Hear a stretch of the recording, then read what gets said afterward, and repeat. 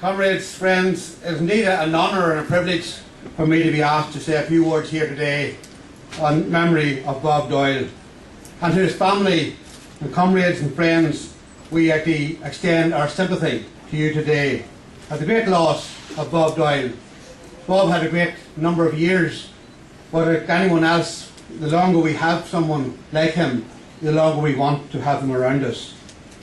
Bob, an IRA volunteer, socialist at heart, an internationalist, anti-racist and certainly anti-imperialist, was an inspiration to us all down through the years. And I probably come to know him in a different way to most of you, in that I was inspired by Christy Moore's song about the Spanish Civil War. When I heard the name of Charlie Donnelly, and actually then started to research back into just who Charlie Donnelly was, coming from Dungannon, and actually not having been remembered in Dungannon in any great extent.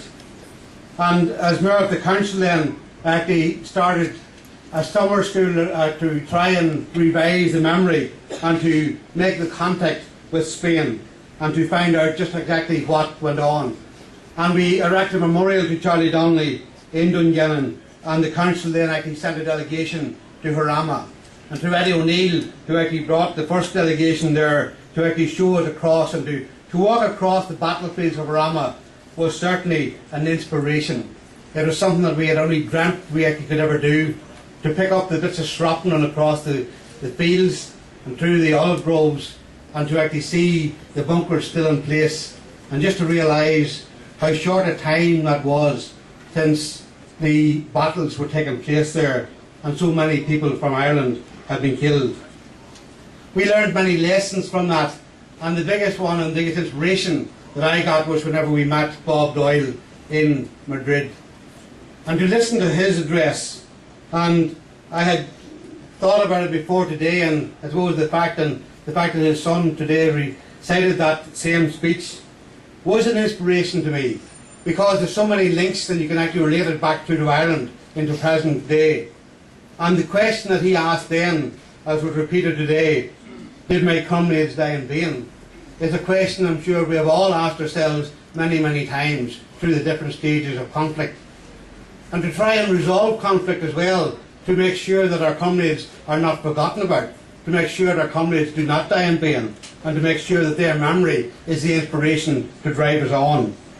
And so, as we walked across those fields, we were very aware of the fact that many of the bodies of those who died were still buried beneath that soil, Charlie Donnelly being one of them. And as we erected small stones and cairns to remember those, and then to go back sometime later and see them demolished again, it was very clear that fascism was not dead, that the memories were still trying to be eroded. But Bob done great work to try and make sure that his comrades were not forgotten about. In the 1984 Recovering Memory and reactivating Spain to remember its war dead, to remember the fact that so many of their comrades had died trying to defend the Republic. And coming from Ireland, the idea that we have never actually had the Republic yet. We have 26 counties and partial freedom, but we have never had national independence and freedom.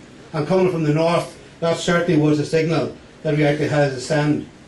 And it was interesting watching Bob Doyle's speech that day and listen to, as his faint voice, and you had to listen very carefully. His voice was unclear, but the message was very clear. The message was complete.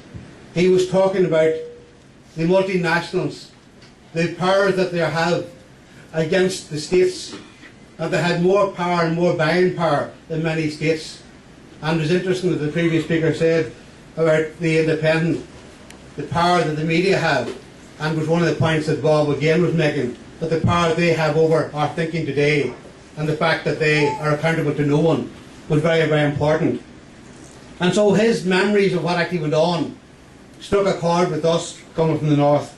And his clear message, a message which came back to the civil rights campaign in the north, and the lines of mass mobilisation and how to bring people together, and the unity of republicanism, which is very important here in Ireland, to actually educate on what actually has happened, to organise and to mobilise for the future.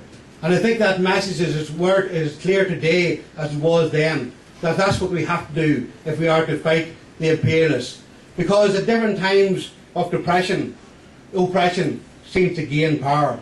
At different times whenever depression takes over, the example that they use is actually that we need the firm hand, we need to actually take over, and we need, and the present time, when you look at the way the banks have been organised and running our country, and actually to see the bailout, and yet we see so many other ordinary people who have been failed by those same banks, who have been put out of their homes and who have been thrown to the wind.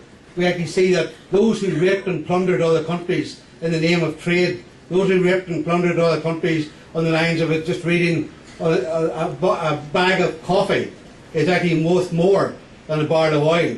Not to the people who grow it, but to those who actually sell it here in Dublin. And so it brings home to us that the ordinary people who put their labour into delivering are not the people who actually benefit most. And we have to turn that round, and the only way we can turn that round is to educate, to organise and to mobilise against it. And so the lessons that Bob gave us at that time, I think, are very important. One, that we actually do not allow our comrades to have died in vain, whether it be in Ireland or in Spain, that we ensure that what they had died for is actually delivered. And I was listening to, again, some of the speeches at Harama, and some of the government ministers who were present were agreeing with everything Bob had said. And the question was in my mind, well, why do we not then have the same type of republic in Spain then, now as what we had then? And of course, the MP was able to say, but no, it's not possible to rebuild that. It is possible to rebuild it. It is possible in Ireland to build the republic that those who proclaimed the 1916 proclamation set out to do. It is possible to actually put that programme of government in place to make sure. Bob was interviewed by Michael McDonagh and Publa some years back, and the link between republicanism and the Spanish Civil War, I think, was very clear in that when he talked about having trained in small arms outside 44 Parnell Square, Kevenbarry Hall, which is now the headquarters of Sinn Fein. And so we actually, nothing much has changed when you look at over the history of that particular building and the history of republicanism today.